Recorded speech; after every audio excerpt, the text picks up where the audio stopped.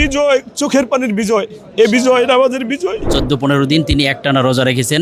বিভিন্ন দেশের প্রেসিডেন্টরা আমাদেরকে সম্মাননা দিচ্ছে, কিন্তু আমাদের নিজ দেশের প্রধানমন্ত্রীরা কেন আমাদেরকে সম্মান করতেছে না? এটা আমার তাদের কাছে প্রশ্ন। আমি এই বাইতুল্লাহ থেকে আমি আহ্বান জানাবো যে এই ভিডিওটার এই আওয়াজটা যেন প্রধানমন্ত্রী পর্যন্ত চলে যায়। এমন ঘরে দাঁড়িয়েছি যে ঘরে কোরআন নাজিল হয়েছে, যেই ঘরে 1 রাকাত নামাজ পড়লে 1 লক্ষ রাকাত নামাজের সওয়াব হয়। এই ঘরে আর রায়হান মাদ্রাসার ছাত্র আজকে কোরআন দিয়ে বিশ্বজয় করেছে 133টা দেশের মধ্যে। আমি একটা কথা শুধু বলি, আমাদের জাকারিয়ার বাবা এই জায়গায় আসার পর থেকে রোজা রাখে। আজকে আর রায়হান মাদ্রাসার অর্ধেক ছাত্র রোজা রেখেছে। আমরা এই জায়গায় প্রতিদিন ইবাদতে কাটিয়েছি। আলহামদুলিল্লাহ, এ বিজয় চোখের পানির বিজয়, এ বিজয় আমাদের বিজয়। এমন ইবাদত করেছে আমাদের বাংলাদেশের ছাত্ররা, সবাই দোয়া করেছে। সেই দোয়ার ফসল আমাদের জাকারিয়া আজকে মাথা উঁচ করে দাঁড়িয়েছে এই বাইতুল্লাহর মধ্যে। আমি একটা কথা শুধু বলতে চাই যে আমাদের বাংলাদেশের মিডিয়া আমাদের কোরআনকে দাবায় রাখতে চায়, কিন্তু কোনোভাবেই দাবায় রাখতে পারবে না। মাত্র 1 সপ্তাহ আগে একটা টেস্ট মাত্র জয় করেছে আমাদের মাননীয় প্রধানমন্ত্রী। আমরা দেখেছি যে উনি ভিডিও কলে ওই খেলোয়াড়দের সঙ্গে কথা বলেছে, যেখানে দুনিয়ার পৃথিবীর আখেরাতের কোনো লাভ নাই। 95% মুসলমানের দেশে আজকে বাইতুল্লাহর মধ্যে 133 দেশকে পিছনে ফেলায় 1 নম্বর হয়েছে। আমরা দেখতে চাই যে মাননীয় প্রধানমন্ত্রী জাকারিয়াকে সংবর্ধনা দিয়েছে, আমরা দেখতে চাই, ঠিক না ঠিক? আমরা দেখতে চাই যে এই কোরআনের বিশ্বজয়কে যেন বাংলাদেশের প্রত্যেকটা মিডিয়া যেন ধরে। যেরকম একটা খেলোয়াড় মাত্র একটা দেশকে একটা ম্যাচে হারাইছে, প্রধানমন্ত্রী ভিডিও কল দিয়েছেন। আমি এই বাইতুল্লাহ থেকে আমি আহ্বান জানাবো যে এই ভিডিওটার এই আওয়াজটা যেন প্রধানমন্ত্রী পর্যন্ত চলে যায়। মেহেরবানি করে আপনারা সবাই এমনভাবে ছড়ান এই বিশ্ব কোরআনের এই প্রতিযোগিতাকে। নুরুদ্দিন জাকারিয়া 10 কিরাত পড়তেছে, আলহামদুলিল্লাহ 3 কিরাত শেষ হয়ে গিয়েছে। আপনারা সবাই বলেন আল্লাহুম্মা আমিন। আমি আমাদের মিশর থেকে আমি উড়িয়ে নিয়ে আসছিলাম আমাদের শায়েখ শহীব আল আজহারি সাহেবকে।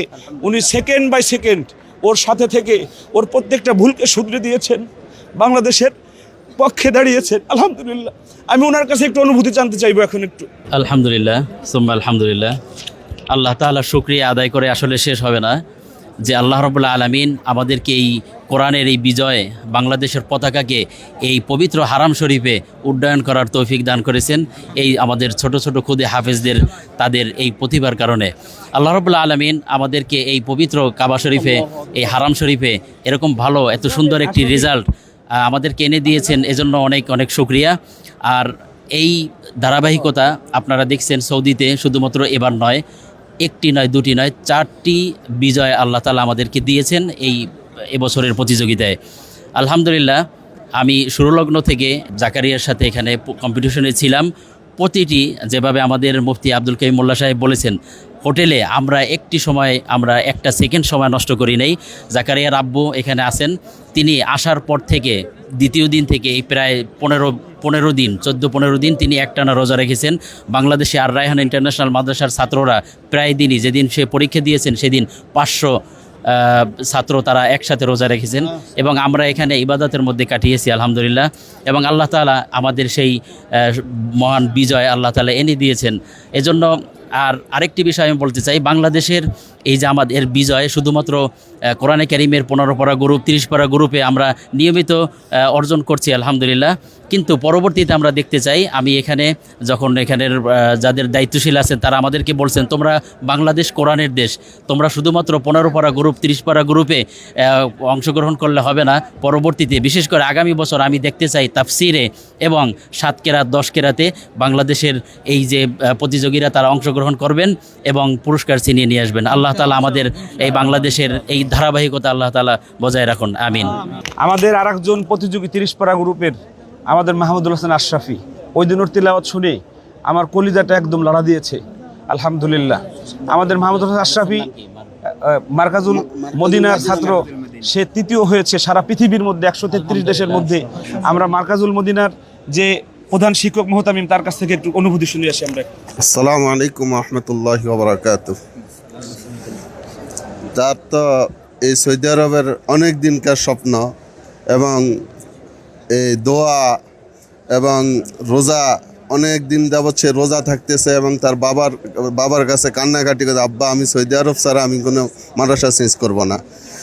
তার এই কান্নাকাটির মাধ্যমে আল্লাহ তাআলা, আমি মনে করি যে এই বিজয় আমাদেরকে আল্লাহ দান করেছে।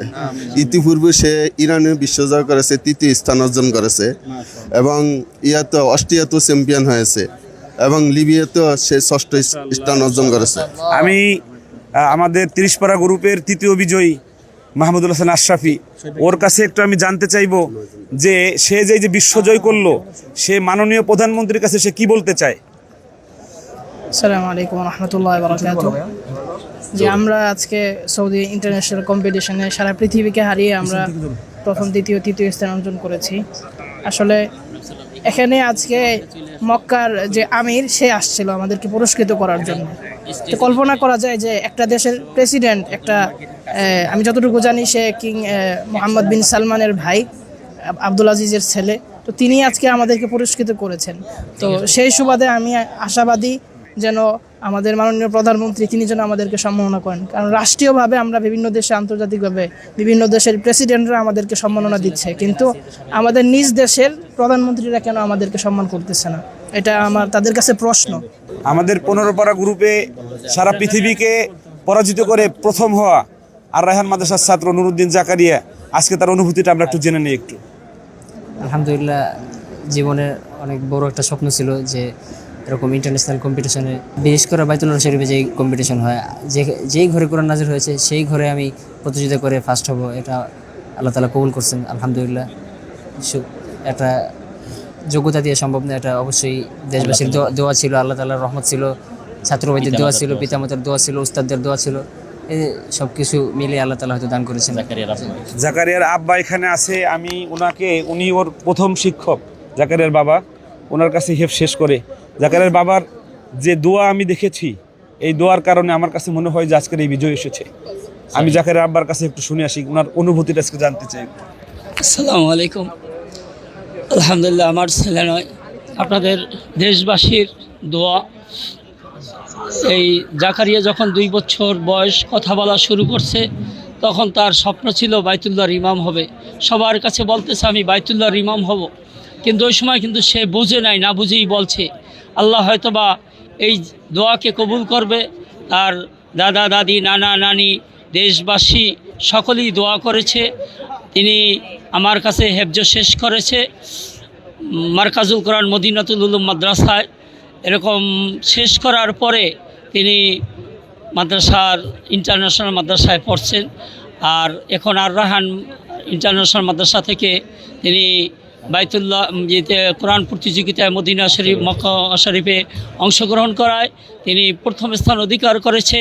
তাকে সবাই স্বাগতমের পাশাপাশি আমি বলতে চাই, দেশ প্রধান তারেক রহমান সাহেবকে আমি বলতে চাই যে খেলোয়াড়দেরকে বিভিন্ন রাষ্ট্র থেকে সম্বর্ধনা দেওয়া হয়, কিন্তু রাষ্ট্রীয়ভাবে যাতে এই কোরআনের হাফেজ, বাংলাদেশে 4 জন কোরআনের হাফেজ আসছে, এই 4 জন কোরআনের হাফেজই বিজয়কে ছিনিয়ে নিয়েছে। এবং এতে আমি বলতে চাই যে বাংলাদেশের রাষ্ট্রপ্রধান যেন তাদেরকে সম্বর্ধনা দেয়, তাদেরকে বিমানবন্দর থেকে কিভাবে আগিয়ে নেবে, এটা রাষ্ট্রীয়ভাবে তাদের উপরে আমাদের দাবি রইল।